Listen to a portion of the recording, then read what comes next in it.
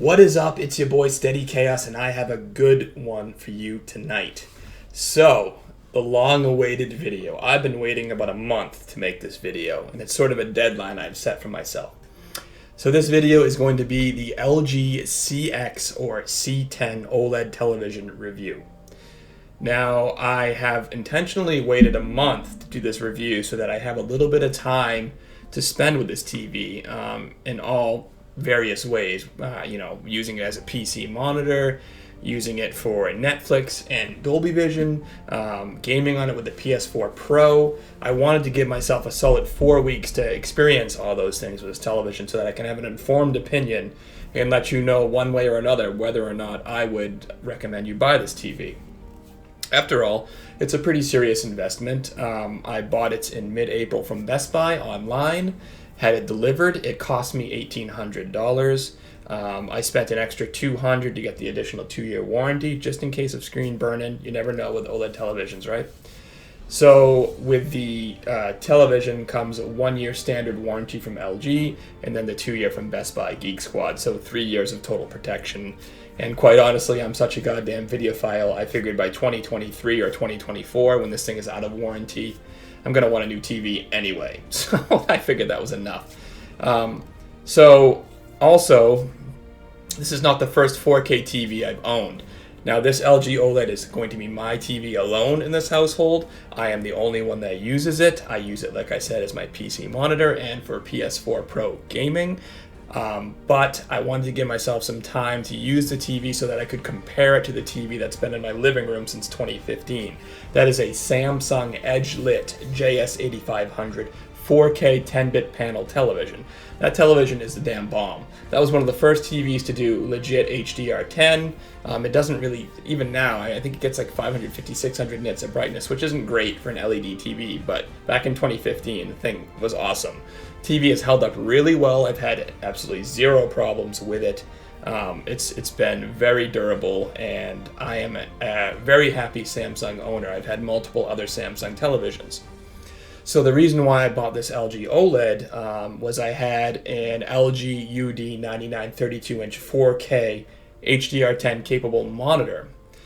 Had that since 2017. It was a $1,000 monitor, really nice monitor at the time. Does HDR10, although didn't really do the best HDR10. That too was edge lit, a lot of blooming, some haloing. But what happened with that monitor, it started to develop this weird red light bleed in the four corners of the screens, and over the course of time it was sort of encroaching inward towards the center of the screen, and it got to the point where if you had a dark scene in a movie or you were playing a dark video game like Resident Evil, I couldn't take it. The light bleed was atrocious. And of course, I had the monitor for 2+ years when it started to break down, so it was out of warranty. So I was like, okay, we need something new. And it's 2020, the new consoles are coming. My thought process was, how do I get something that's future-proof? And how do I get something that has the absolute best picture quality? And that landed me, after several days and weeks of research, that landed me with the LG CX or C10, as it's known. The successor to the very successful LG C9 OLED television. This is my first OLED TV that I've ever owned. A little bit of trepidation about burn-in because, like I said, I use this TV as my monitor, so you're going to have a lot of static windows. But I do my best to vary content. So if I'm surfing the internet for an hour or two, at the end of my session, I might run a YouTube video for 10 minutes to try to clear up any potential image retention. Though, to date, there has been no image retention that I've seen. So, I landed at the LG OLED C10. Originally, I wanted the 48-inch model because I thought 55 would just be too big as a monitor. However, the 48-inch television was not coming out till June, and I was really losing my patience with that LG UD 99 monitor with the light bleed. So I was like, F this. I'm done. I'm getting something. I don't care if it has to be 55 inches. At least it will be immersive, right? I might have to look into the corners of the screen when I'm playing first-person shooters, or when I X out a window in Windows 10 or something when I'm online. But I was like, screw it. I can't wait any longer. So that's when I settled on the LG C10. I figured pristine picture quality. Everybody knows OLEDs have the best picture quality. And then I also figured HDMI 2.1 spec, right? 4 HDMI inputs on the C10, and we were all led to believe that they were fully 2.1 compliant, which is 48 gigabits of bandwidth. However, in an article from Forbes last week, it's come to pass that LG has been sort of misleading people, and these are not actually true full-spec HDMI 2.1 ports. Good God. So we have a bit of a downgrade because the LG C9 was verified fully HDMI 2.1 compliant with 48 gigabits of bandwidth. So why now is the C10 being nerfed, as it will, or as it were, to what is essentially 40 gigabits of bandwidth per HDMI port? Well, according to LG and their official statement to Forbes, they claim the following. While LG covered most of the HDMI 2.1 related spec in its 2019 TVs, including full bandwidth support for all of the HDMI 2.1 ports for its 4K and 8K TVs, the market situation evolution indicated that real content that requires 48 gigabits per second is not available in the market. So they're basically saying you really don't need all this bandwidth because there are no sources that take advantage of it right now anyway. So based on the market situation, LG's decided to reallocate the hardware resources of 2020 chipsets, optimizing for AI functions, including CPU and GPU, and supporting full bandwidth in only 2 ports of the 2020 8K TV series. They go on to say that despite this reduction from 48 gigabits to around 40 gigabits per second in bandwidth, you can still do, as you see in the bottom of this paragraph that's highlighted in blue, support up to 4K 120p 444 chroma subsampling 10-bit color. We apologize for not flagging this earlier to you. Yeah, you fucks. You definitely should have flagged this for everybody because it was simply assumed. That's why I bought this TV, because I wanted to future-proof for the PS5 and the Xbox Series X coming out this fall. However, after researching it a little bit, and if you've already purchased it like me, yes, it feels like a kick in the nuts that you were kind of lied to, but you're still okay. You're still future-proof for the PS5 and the Xbox Series X with this C10. For 4K 120Hz 444 RGB at true 10-bit color, all you need is 40 gigabits a second of bandwidth. And LG is saying that these TVs can do that. So that's why we're assuming that they're 40 gigabits. If you wanted 12 bits of uncompressed color, then you would have needed the full 48 gigabits of bandwidth.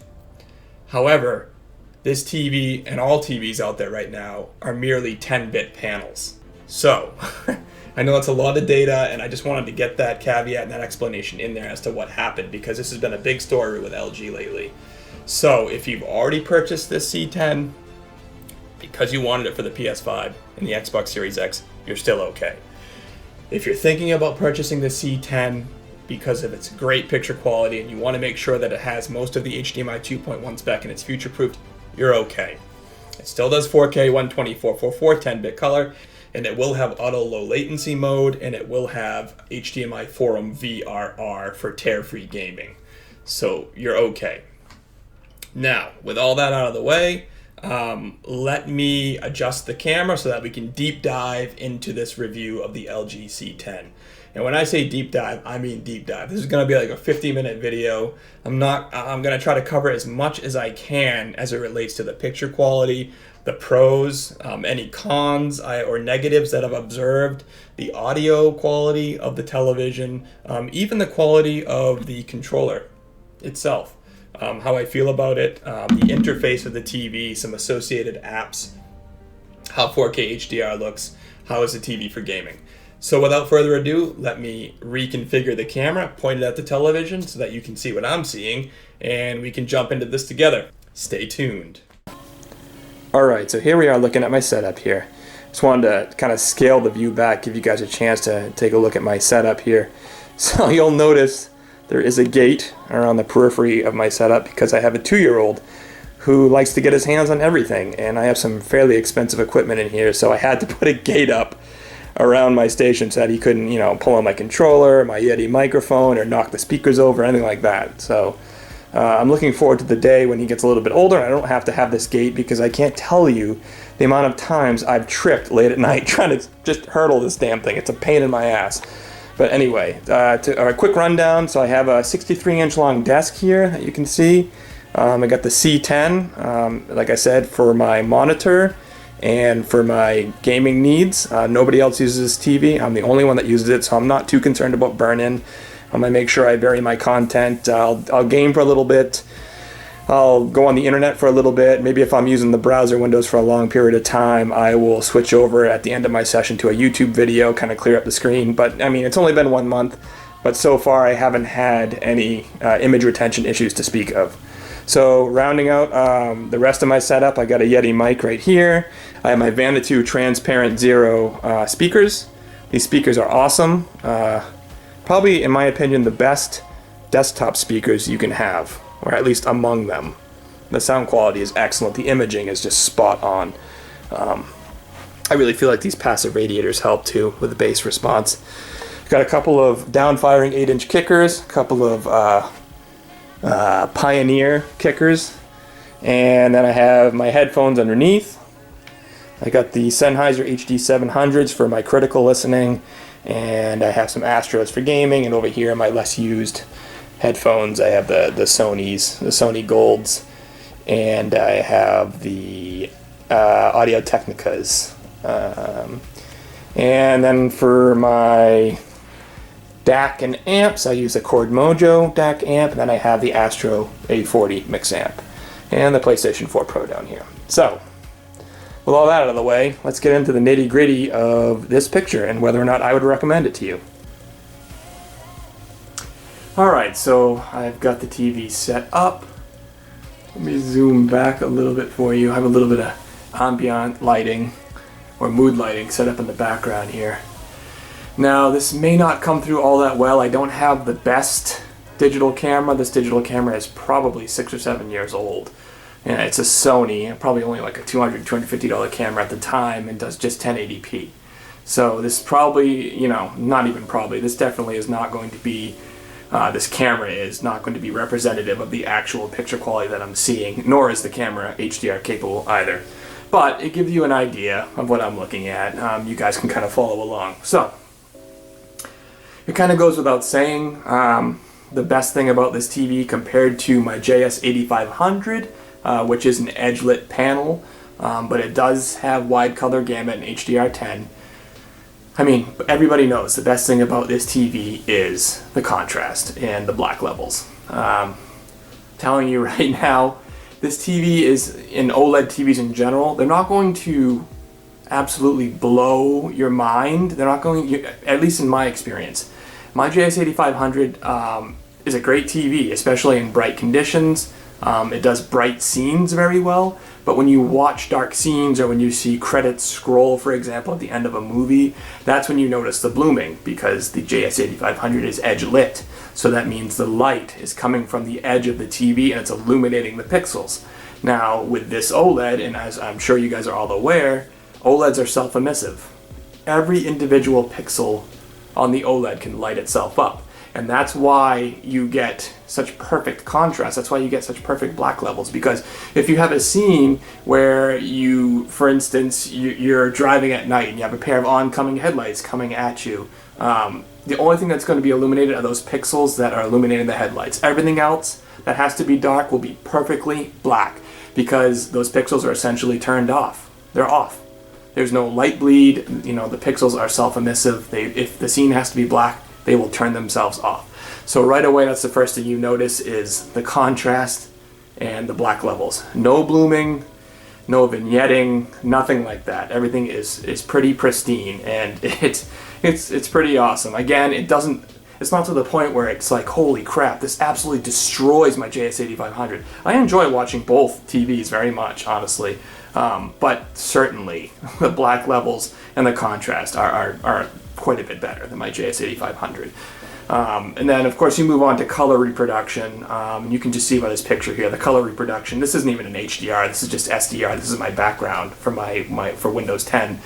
The color reproduction, I think it's rated at 96% DCI-P3 and 71% Rec 2020.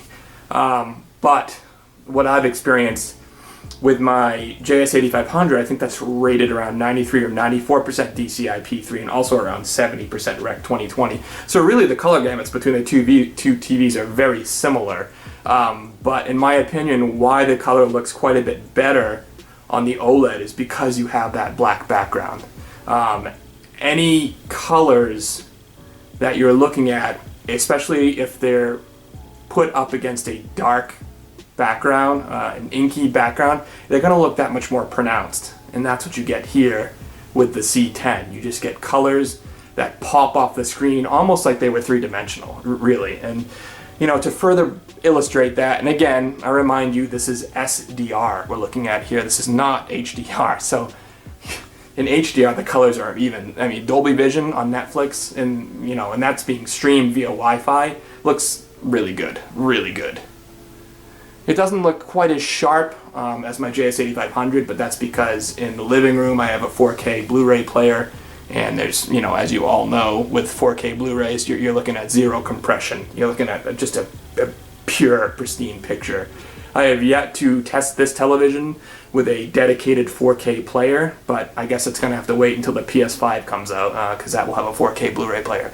But I've used it extensively with Netflix and with Dolby Vision on Netflix, and it looks really good. So we'll go open up here, go to YouTube, and I just wanted to show you this quick demo. It's 3 minutes. Probably won't watch the whole thing. But just to give you an idea of the black performance and the colors. I mean, it's just the edge. Let's turn the audio down a little bit just so you can hear my commentary. The border between color or brightness and darkness, if it's a hard, sharp edge, it's just that. It's hard, it's sharp, it's defined. There's no haloing, there's no blooming, there's no vignetting, there's no light bleed. It's all consistent across the board. Screen uniformity is very good. I have not noticed any dirty screen effect. If you run a 5% gray test pattern and you really kind of look, you'll notice maybe some vertical lines here and there. But in real world viewing terms, you're not going to notice that when watching a movie. The color reproduction is really good at 96% DCI-P3. And I think, you know, that's what Flat Panels HD has the C10 at. I think Rating Artings had the C9, last year's model, even at 97 or 98% DCI-P3. So basically, what you're getting with this OLED is, for all intents and purposes, you're getting pretty much 100% DCI-P3 color coverage. And you're getting about 71% of the Rec 2020 color coverage. But, you know, for all intents and purposes, what you're really worried about with this 10-bit panel is P3. So yeah, so pristine image quality. I really have no complaints. The motion is really good. If I bring up the menu system, this is the Alpha 9 3rd generation processor for the C10. Handles motion very well.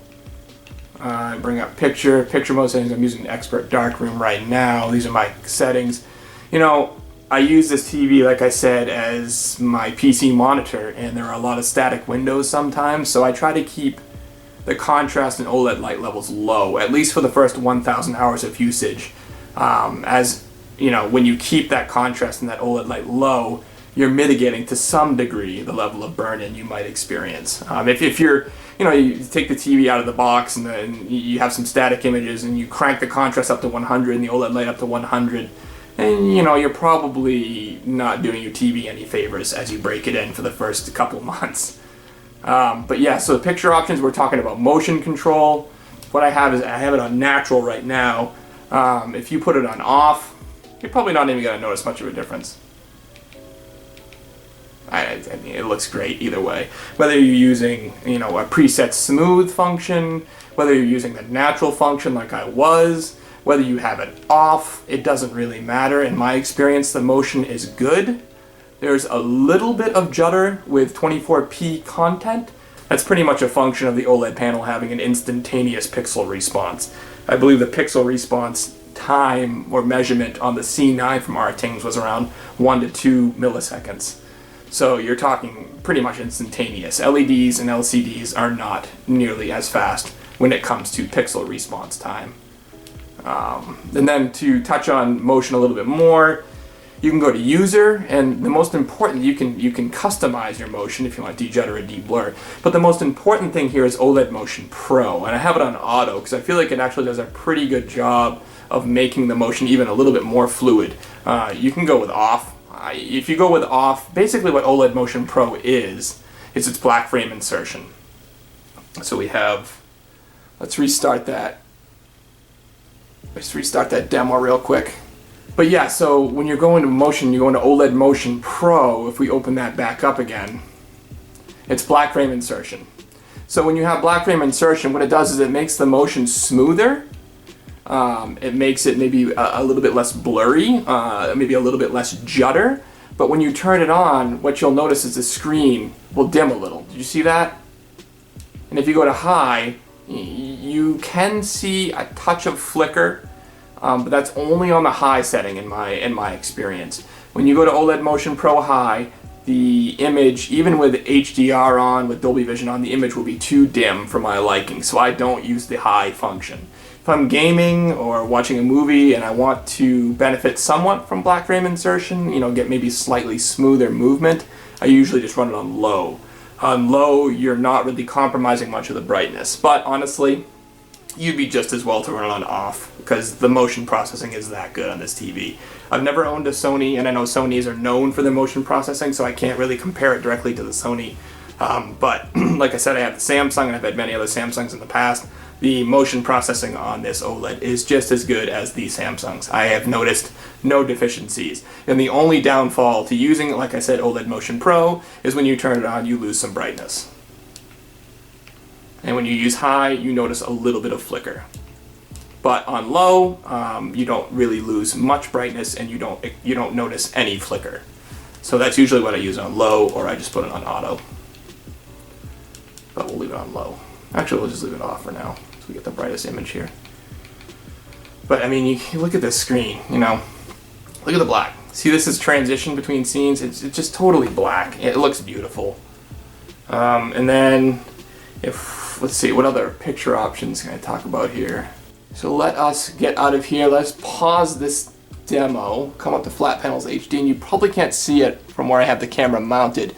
But Flat Panels HD has the C10 at around 750 nits for real-world viewing HDR, and a 2% pattern and 10% window. They're around 740 to 750 nits. Now, if this holds true, I know Artings is going to have the review of the CX by the end of this week, I believe, and if Artings has the same readings, then you can actually say that the C10 is a bit of a downgrade from the C9 in terms of luminosity.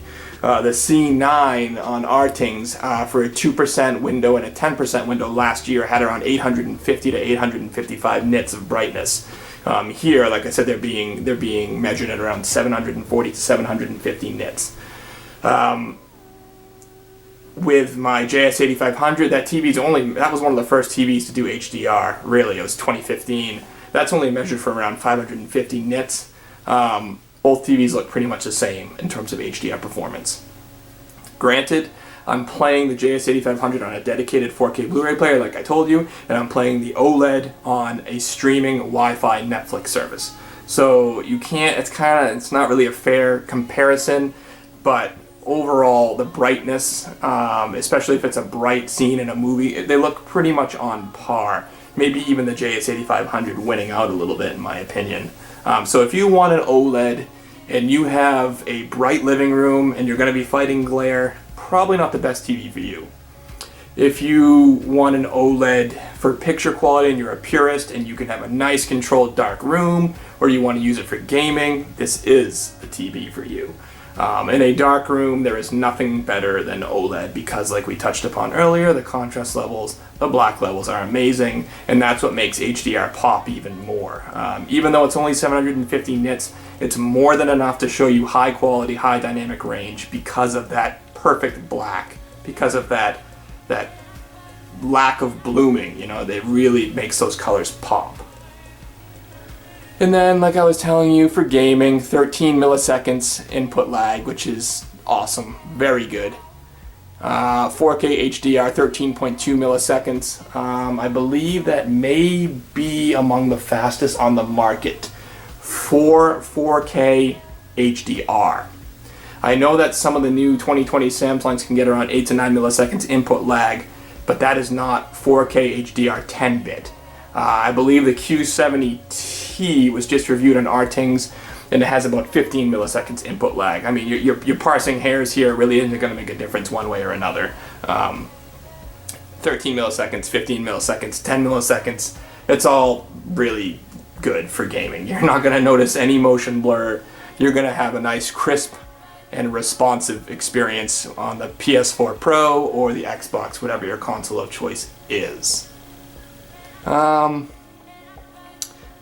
we can talk really quickly about the interface. It's WebOS.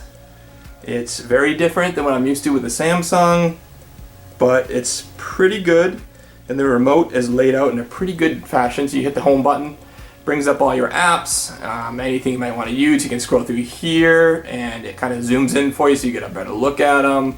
These are all apps you can download and use, or you can go down here. You know, I use Netflix all the time, Prime, it has everything. Disney Plus, Hulu, Sling. I mean, obviously a lot of these you need to have memberships for, but the apps are already there for you to download and install right away when you fire up the TV for the first time. Even in a sweet surprise that I didn't expect is when you buy an LG TV, you get what's called some, I guess if you look at this app that I'm on right now, it's called Channels Free. And I was like, what is this? I noticed this like 2 or 3 weeks ago, and I was just messing around, like, channels free. So I opened it up, I'm like, it must be like 1 or 2 crappy channels. Granted, there are quite a few crappy channels, but there are also a ton of decent channels too. Book ended in the late 60s. Let's turn this down, hold on. They were very adamant about it. In 1952. You get a ton of channels. I mean, you're talking, it starts at channel 100. Look at this. Look at all these channels. I mean, they're not all great channels, but some of them are pretty decent. You're talking dozens upon dozens upon dozens of channels for free. I mean, a lot of these stations I've never heard of, but Vanity Fair, TMZ, People, CB, Comic Book, Family Feud, a dedicated channel for Family Feud. This shit's crazy. What else? Let's go to the top channels again, because those are where tends to be where like the more local or better channels might be. So yeah, We1, We2, I don't know, NBC News. So it's just NBC News all day long. That's awesome. ABC News. I mean, this stuff is all free, and it's all current and live channels. So let's just click on NBC News now. Here he is, Andrew Cuomo, talking about coronavirus, right? What else are we talking about these days? Everything's coronavirus. Hello? No, let's bring up the guide. See, I don't use this function too often, so it's like a little confusing here. CBS. Click to watch. And there it is. There it is. It's 1080p. You know, you're not going to be getting free 4K channels, like cable channels or anything, but you're getting through the internet, basically, through my Wi-Fi connection. I'm getting all these channels for free, 1080p. Pretty sweet. I'm not gonna lie. Pretty damn sweet. And if we go back to the guide, this dedicated guide button, you know, you can see, look at all these damn channels, and it's laid out for you in a nice guides, and, you know, just like Comcast would do for you or whoever your cable provider is. Look at this, on 300 channels. I mean, Jesus. 400, 500, 6, 7. This is a free service. Yeah, PGA Tour, sports, Fox Sports. Really? Dedicated Fox Sports channel? That's pretty awesome. I'm not gonna lie. Look at this. It's all current programming, you know? This is, I mean, it's obvious. I mean, it's 12:33 in the morning right now, so they're running programming from 5/8, May 8th. But I mean, for the most part, during the day, it's all live or current programming from the, you know, the same day or the day prior. So I really thought that was cool, and I didn't expect that. So that's just something I wanted to touch upon for everyone to check out. But otherwise, you know, the remote is laid out pretty nicely. It has a dedicated home button, you know, the back button where it should be. It's got the motion control, so you put your thumb on the button you would use to make a selection. You hold it down, and then you can use the remote like a magic remote like I am right now, and you can kind of just wheel it all over the screen. It's really responsive, it's really smooth. I really like it. You have all the apps you could ever ask for. You can connect to Alexa, you know, you can do music, it's a Bluetooth capable, it's got everything. And then if you're looking at settings, you know, it has, if you go to, I have it on Expert Dark right now, but it has Expert Bright, it has Filmmaker mode, which is a new mode for 2020, which is the most accurate color calibration straight out of the box that you can get for this particular TV. It has HDR effect mode, it brightens the screen, makes SDR content look more like HDR content, sports mode, cinema home mode, APS standard, vivid mode. We'll keep it on Expert Darkroom, but then you can further calibrate it. You go into picture settings, you go to Expert. So a quick thing I want to touch on, everybody fears burn-in. Like I said, I've only had this TV for a month. I have not experienced any image retention or any image burn-in. But if you are worried about that, you go to OLED screensaver and you can run a pixel refresher. If you notice that you've had a dead pixel, a stuck pixel, maybe a little bit of retention, you can run pixel refresher. It turns your TV off and it takes 1 hour to complete the process. I have had to do it one time already because I had one stuck pixel right in the center of my screen. Last week I noticed it. I'm like, you've got to be kidding me. One stuck pixel already. I ran pixel refresher and it actually fixed the problem. So that is pretty awesome. It's not something that you want to do all the time. You only want to run pixel refresher if you have a legitimate need or a legitimate reason to do so. I've heard some people say that it can shorten the lifespan of your TV. It's just not something you want to do haphazardly. If you have an image retention issue, if you have a couple of stuck pixels, then certainly run pixel refresher, but don't abuse it. You have a screen shift mode where the TV, if you turn the TV off for long periods of time, the LG OLED will automatically shift the image a little bit to try to clean up any image inconsistencies or any image retention you might have. And then you have what's called logo luminance adjustment. Logo luminance adjustment basically makes any static logos on your screen that have been on the screen for a long period of time. For instance, if you're watching CNN or Fox News, and they have their logos in the bottom right corner and it's like a bright red. After a period of time, if you have logo luminance adjustment on, I have it on low, it will make that logo sort of transparent and faded a little bit so that you reduce your risk of burn-in. Nice feature. And then another cool thing, so if we'll come out of the OLED screensaver settings, we'll go back to picture mode settings. You can customize everything you want to customize. You can customize OLED backlight, contrast, brightness, sharpness, color, tint, advanced controls, dynamic contrast, super resolution, color gamut, the gamma for the midtones. The lower you put it, the brighter the midtone image gets, but you will lose your image will look a little bit more washed out. So I tend to keep it towards 2.4, so you get those nice deeper blacks and you get a more contrasted image. You might lose a little shadow detail here and there, but it really depends on what you set your OLED backlight and your contrast at anyway. So that's advanced controls, peak brightness, color management. You can set all the various colors RGB to your liking. I don't mess with any of that because I don't know what the hell I'm doing. And then picture options, noise reduction, MPEG noise reduction, and smooth gradation. I have these all set to low because, like I told you earlier, I use this TV as my PC monitor primarily, and I'm streaming a lot of things over YouTube. So to clean up any compression artifacts, I like to keep noise reduction, MPEG noise reduction, and smooth gradation on low. Do I feel like they work? I think on low, it's probably not doing a whole lot. But in my experience, when you set these all to high, and I've done a few just a few anecdotal experiments, if you set them all to high, I find that it might reduce some noise and some artifacting, but it comes at the cost of detail. So it'll kind of smooth out the picture. It'll make the pictures a little bit softer, and that's not always what you want. You have a 4K TV for a reason. You want to have that nice, clear, sharp image. So that's why I keep them on low. Motion eye care, it adjusts the brightness by analyzing image movements to prevent glare and reduce energy consumption. I leave that off because I don't want the TV to adjust the image that I have calibrated to my liking. You know, if the TV notices it's a particularly bright scene, then it tries to dim it for me. I don't want to do any of that crap. And then True Motion, like I told you, you know, you can go with user, you can go with BFI on OLED Motion Pro, or you can just go with off.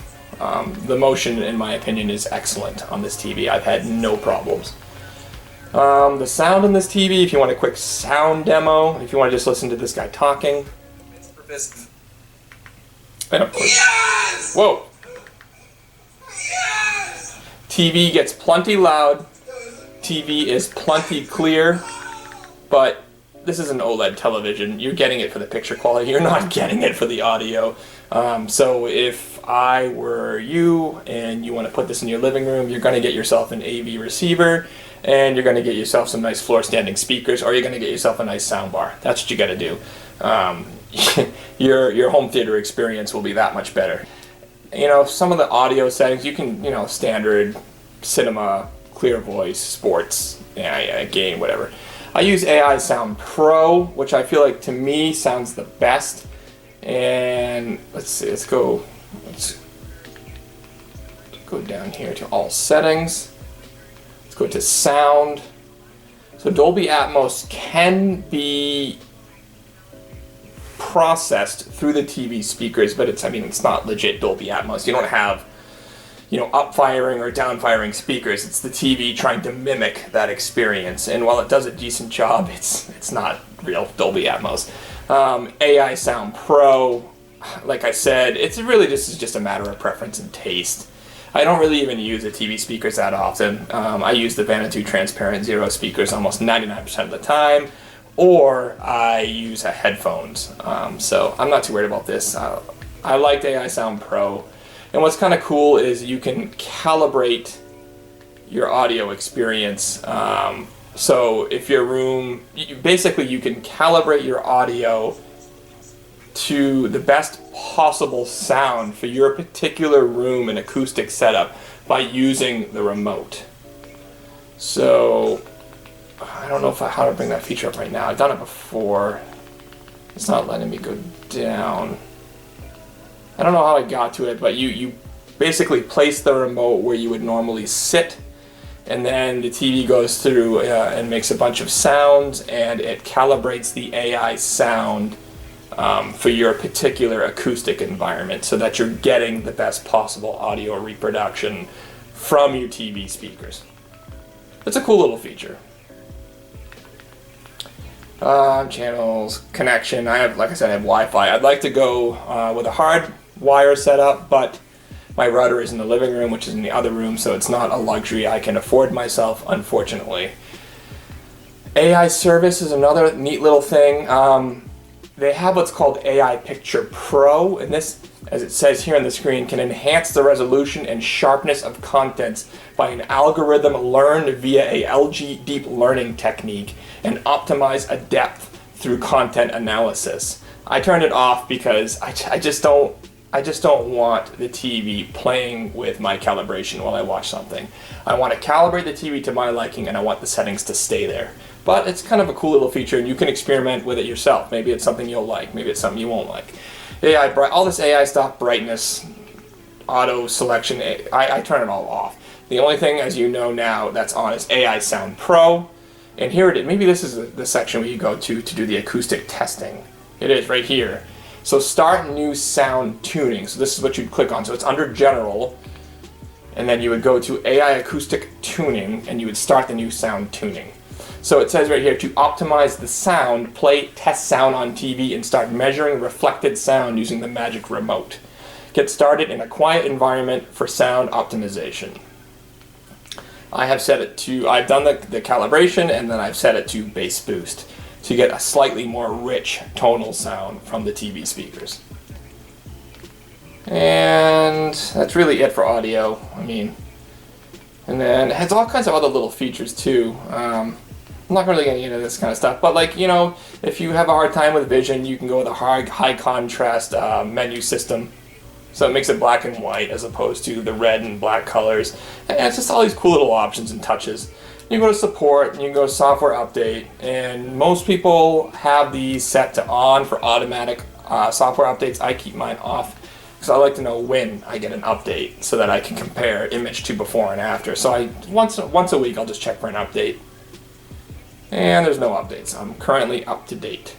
And I thought another cool thing about this TV that I found out after a couple weeks of owning it, if you go to support, which we're in right now, and you go to TV information, and you click on this, and you scroll down here. Come on. I guess I can't scroll through into each individual one, but if you look 1, 2, 3, 4, 5 down, I'm not sure how clear it is in the camera, but you can see total power on time 238 hours. So I've had this TV for just over 1 month and I put 238 hours on it. That's quite a bit. I did the math earlier today. That's about 7 hours of viewing per day. So after 2 or 3 years of owning this TV, if I don't have burn-in, then, you know, you can say LG's done a pretty good job with their OLEDs. We'll see. Like I said, I try not to abuse the TV. I keep the contrast and brightness low, and I try to vary my viewing content as best I can to mitigate any potential burn-in issues. But just to be safe, when I bought it from Best Buy, I got the 2-year extended warranty. So I have the 1-year LG warranty, and then I have the 2-year extended warranty on top of that for 3 years of total protection. That'll take me to 2023, at which point I'm such a videophile I will probably want a new TV anyway. So that was my thought process there. Now, if there is one sort of complaint, one negative I can touch on with the visuals, it would have to be that there is a hint of banding. Now let us get out of here. Let's go to input. Let's go back to the computer. Let's get the computer on. Now, I'm not going to probably be able to bring up anything that's going to demonstrate that to you, especially recording with this camera. But rest assured, it's something I've noticed when playing the PS4 Pro. Not as much watching movies, but I do play Dirt quite a bit, and while the experience is very immersive, it's a great TV for gaming. Probably the best you can get out there right now, probably. I have noticed in Dirt 5, it particularly when there's a fine gradation of a similar color, so if you're looking at a skyline, and you look at where the horizon is and it's kind of a lighter blue, and then you go up towards higher into the sky, towards the top of the screen, it's a darker blue. It's that fine shade of a same color or a similar color. That's when I see the banding. And that's why I usually put smooth gradation to low to try to mitigate that banding to some degree. I've noticed that if I put the smooth gradation to high, it does improve the banding, but it does not eliminate the banding. And I also lose fine detail when it's set to high, like I told you earlier. So I leave it on low, and it's not, the banding is not something that you're going to see in every game. It's just for some reason I see it quite a bit in Dirt 5. And it's in the sky. It's not really something that really distracts or really detracts from the picture quality. The picture quality, like I've been playing Death Stranding. Let me just bring up Death Stranding for you real quick. Death Stranding on this TV will blow your goddamn mind.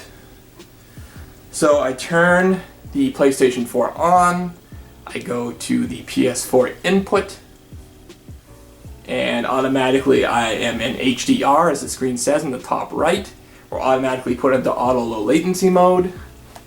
We hit continue. Let's turn up the volume so you can hear the TV speakers. This is a cutscene, it's a perfect spot.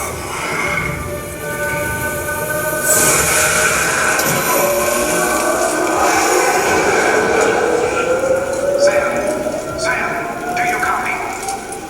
Damn it, must have lost you in the blackout. Sam, what's your status? Chiralium density is still increasing. My status is fucked. There's tons of them. Must be from the bodies we couldn't get up to the incinerator in time. Comes with the territory, I'm afraid. Can you sit out the rain? No. I'm closing in on my position. I have to move before they realize I'm in here. Sam, if one of those things hits you, Look at this. I mean, you'll go back, sure, but the surrounding area will still be a crater. pause it again. I just wanted to give you a quick demo. The colors are rich.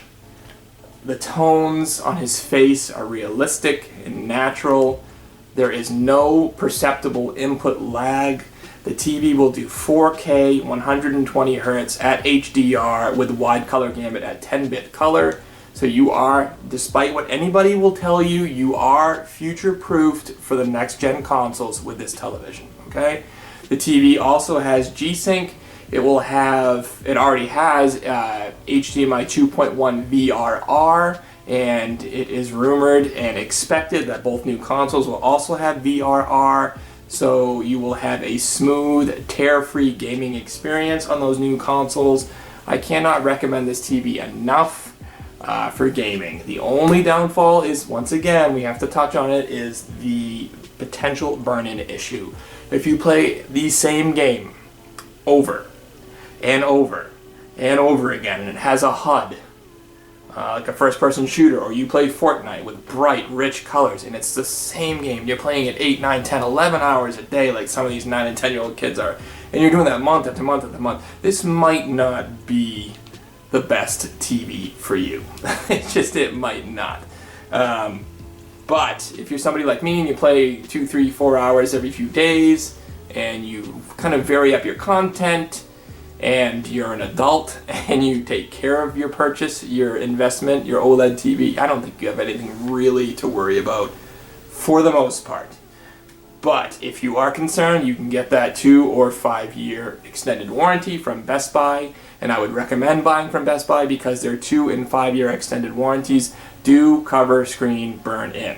So if you have a problem with burn-in, say 6 months into your TV, and you're like, wow, I just spent $1,500 or $2,000 in this television, this is bullshit, and LG is giving you a hard time, and they don't want to replace it, or even if it's, outside of your 1 year warranty from LG, it's 2 years in, if you own the TV and you have burn-in. Well, if you have that protection plan from Best Buy, and they see you give them evidence that you have screen burn-in, they will send somebody out to either repair the TV or to replace it entirely. So that is what I would recommend, to at least probably get the 2 year extended warranty from Best Buy. So yeah, that's pretty much everything I can think of with this television. I really have not much of anything negative to say about this television, aside from the fact that I've had one stuck pixel already after 1 month of owning it, and there is some gradation and banding issues to speak of. Other than that, it is pristine image quality. It is better image quality overall than the JS8500 that I own, which is to be expected as that is edge lit. However, don't go into this purchase if it's your first OLED and you've already had, for instance, a QLED or a high quality TCL TV with over 1,000 nits brightness, or something with local dimming. Don't go into your OLED purchase thinking that it's going to knock your socks off and it's going to totally redefine television. It's not. It's good. It's better than LCD technology from a visual standpoint, but in my opinion, it wasn't so good that I pooped my pants. I was like, oh my god, this blows my Samsung away. No, it's better, and it's worth the premium price. But even this C10 was only $1,800, brand new. That's not even so much a premium price anymore. A lot of the QLEDs cost even more than that, especially the 8K QLED line. Just to some degree, I would recommend you temper your expectations. Expect a very, very, very good image quality from this TV, and that's what you're going to get. But don't expect it to reinvent the wheel. That's all. That's all I'm saying. And with that, I don't think I have much more to really touch on.